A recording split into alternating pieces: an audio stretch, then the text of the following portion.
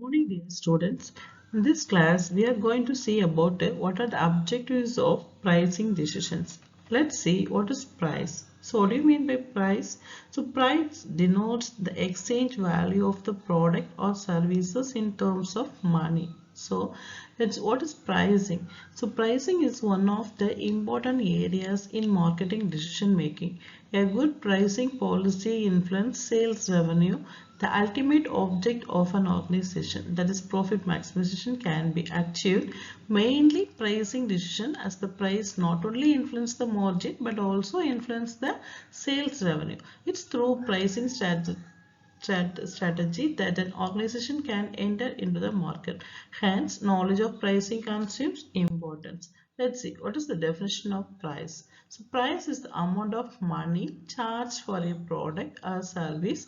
It may be some of the values that consumers exchange for the benefits of having or using the product or services by Kotler.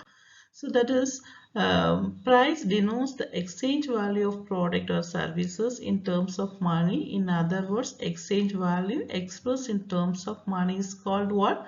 Price. The price charged for a product impact the price paid for other factors of production. So the price determines the success or the failure of the product or the concern. The competitive position and market depends on pricing products. So let's see what are the objectives of pricing decision. What are the objectives of pricing decision? The first one is that is target return pricing. What is target return pricing? The objective here is to secure sufficient sales revenue from specific product so as to yield a predetermined, that is what? That is the targeted rate of return on what, that is the total investment for the whole company. So this is common among the manufacturers. So the first objectives of the pricing decision is what? That is the target return pricing. The second one thing is target return on net sales. So that means wholesaler and retailer use the target return on net sales as the objectives of pricing. This sets a percentage markup on sales which will cover all their anticipated cost and yet yield the desired profit for the year. So the second objective is what? That is target return on sales. So and also the next thing is price stabilization. Price stabilization in the sense frequent change in the prices of products may harm the long-term interest. Some companies aimed at stabilization of prices. They are not willing to exploit a short supply situation to earn the maximum. So thus, during periods of good business, they try to keep prices from rising, and during periods of depressed business, they keep prices from falling too far. Thus, they take a long-term view in achieving stability. So this is the third objectives of pricing decision.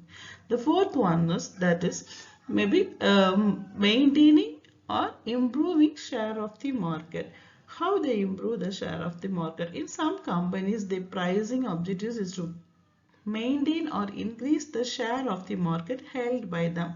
Though a company may be earning profit, it should increase its market share both geographically and for individual product by suitably pricing its products. So fifth one is what? That is the meeting or preventing competition. To meet or prevent the competition, this is the common pricing objectives which seeks to meet or keep out competition. When product differentiation is absent, the product is to be priced at such a level as to meet competition and sometimes to prevent competitions. So when a new product is introduced in the market, a company may set a low price to keep out competition. But this policy may fall flat because once the new product becomes popular, the low price strategy of the innovator does not deter the competitors from entering the field. So that the next one is that is the maximizing profit. Profit maximization is perhaps the pricing objective of many a firm, but the term profit maximization does not denote profiteering. Huge profit attract new capital, supply becomes sufficient to satisfy market demand, or substitute products become available. Thus, this objective results in a socially desirable allocation of resources. A manufacturer may maximize total profit by offering some product at a low price, which will attract the buyer's attention or stimulate sales of other goods. The next one is short-term profit maximization. That is what? Skim the cream pricing. What do you mean by the skim the cream pricing? So that here a very high price is set initially when your product is introduced. The objective here is to earn huge profit within the short period of time to recover cost quickly in conditions of uncertainty. So they can be successfully followed in the case of certain distinctive product where are not very sensitive to profit. Later, the seller may lower the price to appeal to the other segment of the market. This strategy is also adapted when the company fears the entry of competitors and hence likes to take the cream before this happens. This is what? That is the short-term profit maximization. That is known as skim the cream pricing. So next one, that is the rapid market penetration. That is the also known as that penetration pricing. So in the sense of penetration pricing, they set low price in the initial stage. After that, an attempt is made to penetrate the mass market immediately. This can be followed in the case of product having highly inelastic demand. So this policy also discourages competing firms from entering the field because of low margin of pricing. So these are the objectives of pricing decision. Okay, thank you.